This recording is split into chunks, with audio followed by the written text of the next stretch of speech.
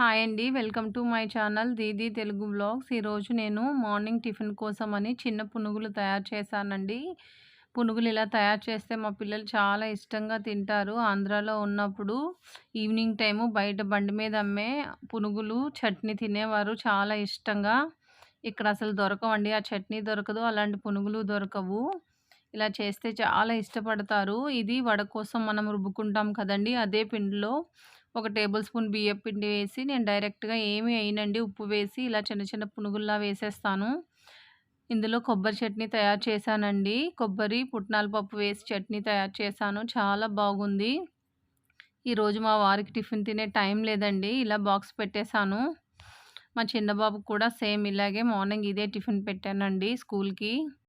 I hope ఈ video మీకు నచ్చిందనుకుంటానండి. నా ఛానల్ లైక్ చేయండి. అలాగే సబ్స్క్రైబ్ కూడా చేయండి. కామెంట్ చేయండి. బాయ్ అండి.